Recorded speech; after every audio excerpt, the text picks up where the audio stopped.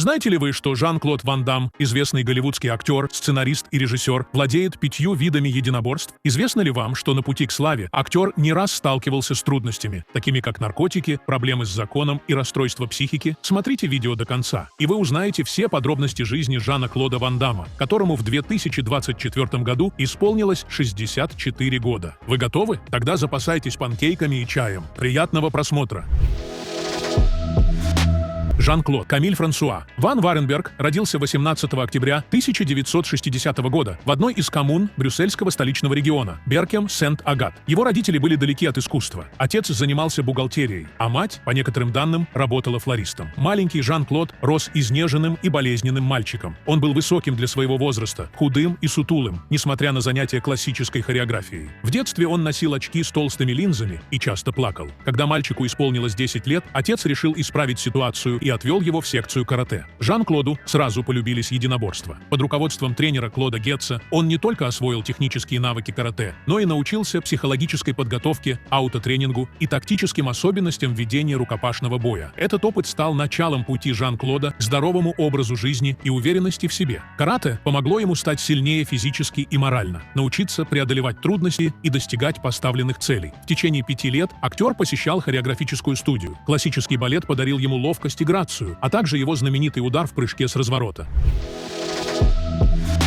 Жан-Клод с детства был слабым и болезненным мальчиком, но благодаря занятиям карате смог изменить свою жизнь. Серьезное отношение к тренировкам дало плоды. Жан-Клод сел на шпагат, выправил осанку, набрал массу. При росте 177 сантиметров вес юноши составил 85 килограммов. Через 8 лет занятий заветный черный пояс был у него в кармане. А еще через 2 года он выиграл чемпионат Европы среди профессионалов, нокаутировав соперника в первом раунде. Полная статистика профессиональных боев Ван Дамма впечатляет. 22 поединка, 20 побед, из которых 13 нокаутом, а также 2 технических поражения. Несмотря на успех в спорте, Жан-Клода привлекал мир кино. Он продал свой спортивный клуб «Калифорния» и отправился покорять Голливуд. Риск оказался оправданным. Ван Дамм сумел добиться успеха в кинематографе и стать одним из самых узнаваемых актеров-боевиков.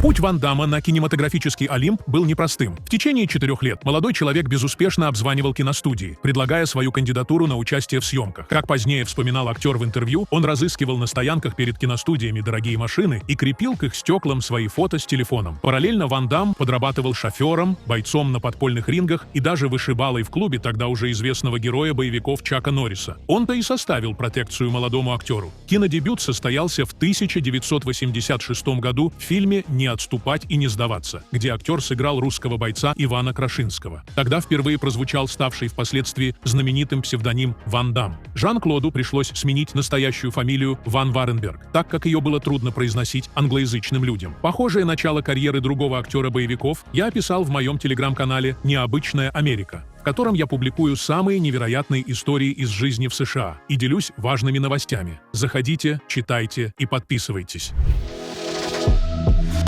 Актер впервые познал славу после знаменитого фильма «Кровавый спорт», который позволил продюсерскому центру в 30 раз окупить затраты на съемки. Фирменные удары ногой с разворота, мягкий акцент и обаятельная улыбка сделали Ван Дамма кумиром миллионов. Легенда гласит, что Ван Дамм так хотел сняться в этом фильме, что подкараулил продюсера Менахема Голана прямо на улице и продемонстрировал свои бойцовские навыки. Еще одним отличием мускулов из Брюсселя, как прозвали актера в СМИ, был мягкий акцент. Он придавал голубоглазому брюнету особый шарм. Последующие боевики, такие как «Кикбоксер», «Самоволка», «Двойной удар», «Универсальный солдат», только подкрепляли популярность артиста. Его гонорары исчислялись многомиллионными выплатами, а имя попало в один ряд с именами звезд, находившихся на тот момент в зените славы – Сильвестра Сталлоне и Арнольда Шварценеггера. Жан-Клод Ван Дамм стал прототипом персонажа в культовой игре Mortal Kombat, и это привлекло внимание молодежи к карате. Интересно, что многие герои актера носят французские имена – Люк Девера, Крис Дюбуа, Леон Готье, Жан Вилен и другие.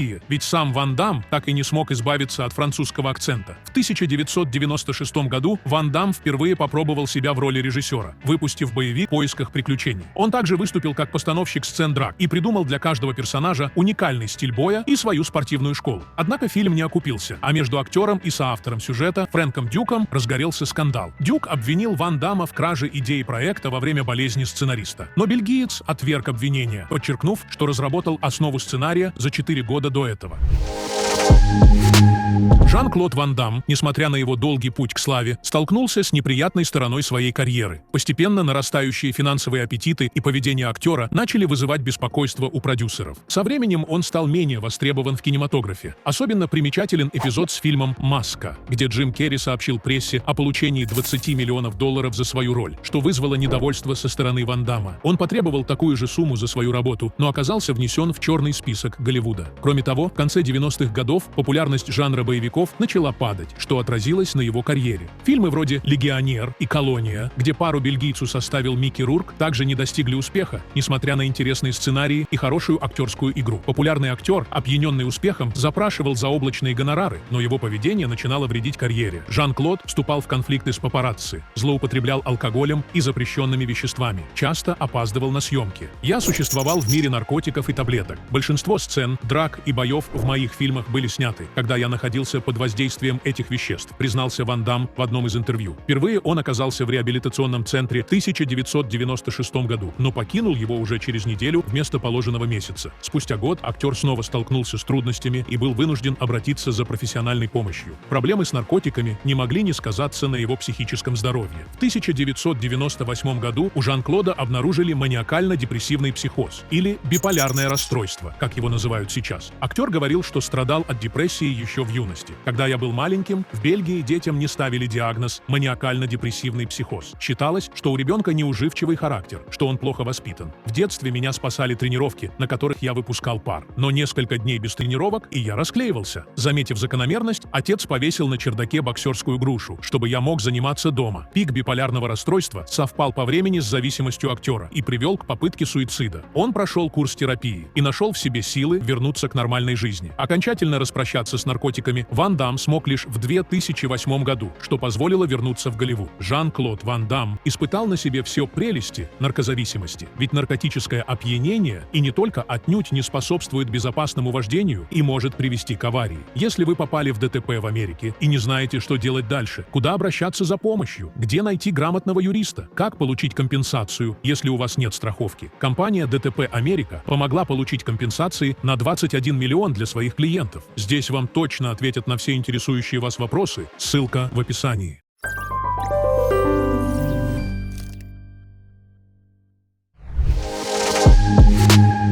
Фильм «ЖКВД», вышедший в 2008 году, стал началом триумфального возвращения Ван Дамма на экраны. Игра актера настолько впечатлила зрителей и критиков, что издание Time назвало образ бельгийца, воссозданный на экране, вторым по успешности после Джокера Хита Леджера в «Темном рыцаре». На волне новой популярности актер снялся в серии сиквелов «Универсальный солдат», а в 2012 году он появился в захватывающем продолжении боевика «Неудержимые 2», который собрал по-настоящему звездный состав. Режиссер Сильвестр Сталлоне пригласил, как и в первую картину, Арнольда Шварценеггера и Дольфа Лундгрена. Ранее Сталлоне предлагал Жан-Клоду сниматься в первой части «Неудержимых», но тот отказался, поскольку был занят съемками ленты «Френчи». Однако в этот раз актер согласился и примерил на себя роль главного антагониста фильма, лидера противоборствующего отряда Жана Вильона. Образ плохого парня получился ярким и колоритным. В интервью режиссер признавался, что при съемках финального боя вдохновлялся знаменитой сценой из «Двойного удара», где герои Ван Дамма держат в руках большой нож. Кинокритики высоко оценили актерскую работу бельгийца, отметив, что его герой стал одним из самых эффектных и запоминающихся в картине. По версии журнала «Премьер» Жан-Клода назвали лучшим злодеем 2012 года. 2 сентября 2016 года состоялась премьера фильма «Кикбоксер. Возмездие», перезапуска известного боевика 1989 года. В оригинальной ленте Ван Дамм сыграл молодого бойца Курта Слоуна, а в ремейке эта роль досталась другому актеру. Сам же Жан-Клод исполнил роль наставника Слоуна, мастера Дюрана. Через 2 года вышел сиквел «Кикбоксер возвращается», в котором к актерскому составу присоединился боксер Майк Тайсон. В марте 2019 года зрители смогли увидеть любимого артиста в новом боевике «Мы умираем молодыми». К сожалению, фильм не имел успеха в прокате. Он собрал в кинотеатрах менее $144 тысяч при бюджете 4 миллиона. В июле 2021 года фильмография Ван Дамма пополнилась комедийным боевиком «Последний наемник», где артист сыграл роль отставного агента спецслужб. Вместе с ним в съемках участвовали Альбан Иванов, Асса Силла, Самир Дикатса и другие талантливые актеры.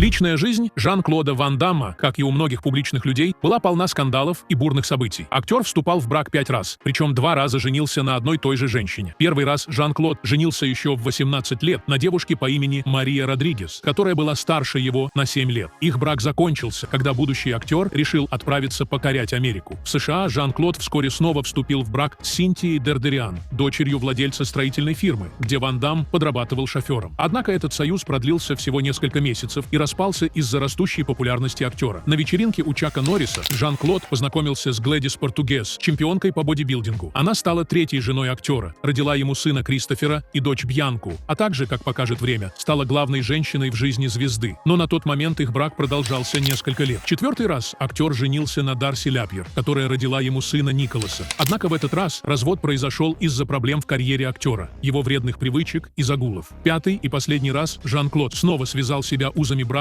с матерью своих детей, Глэдис Португес, которая поддержала бывшего мужа в трудный период его жизни. Супруги обвенчались на родине актера, в небольшой церкви недалеко от Брюсселя. После этого Ван Дам неоднократно говорил, что Глэдис – его единственная и любимая женщина. Однако в 2009 году в личной жизни актера вновь произошли перемены. Он встретил новую любовь – Алену Каверину, уроженку Украины, которая работала танцовщицей в ночном клубе в Таиланде. Девушка очаровала звезду, и их отношения продлились 6 лет. При этом Ван Дам не спешил официально расставаться с Глэдис. Вместе с Аленой бельгиец много путешествовал по миру. В поездках девушка представлялась переводчицей актера, но в социальных сетях Каверина публиковала неоднозначные совместные фотографии со звездой экрана. В 2016 году все закончилось. Старшие дети артиста пошли по его стопам. И Кристофер, и Бьянка, псевдоним Бьянка Бри, занимаются спортом и связали свою жизнь с кино как актеры и продюсеры. Младший сын Николас в 2018 году попал в полицейские хроники, получил за хранение запрещенных препаратов и нападение с холодным оружием, получив условный срок на 18 месяцев.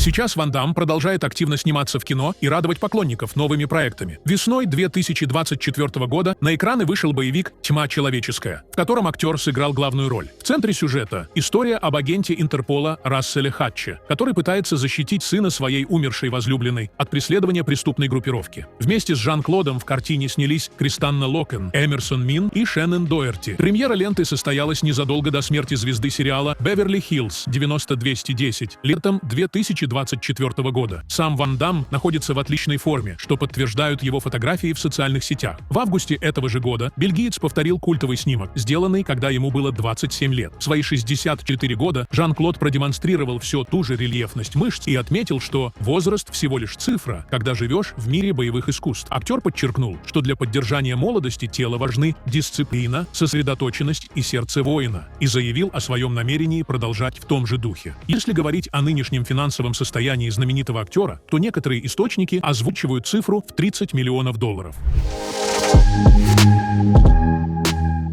Несколько интересных фактов об актере, которые вы не знали. Жан-Клод Ван Дам, известный своим уникальным голосом, подарил его персонажам популярных мультфильмов, таких как «Миньоны», «Гравитация» и «Кунг-фу Панда 2», а также сериалу «Робоцып». В честь актера в Брюсселе установлена статуя, созданная скульптором Дю Чейни, которая точно передает его образ в полный рост. В 2020 году Ван Дам продемонстрировал свои танцевальные навыки в музыкальном видео французской группы Aaron на песню «Ультра Рев». Кроме того, актер участвовал в рекламных кампаниях, одной из которых стал ролик для Volvo, где он исполнил впечатляющий шпагат между двумя движущимися грузовиками. В карьере Жана-Клода Ван Дамма были взлеты и падения. Однако актер справился с трудностями, продолжает сниматься в фильмах и наслаждается жизнью с любимой женщиной. Пожелаем ему удачи. А на сегодня это все. До скорой встречи!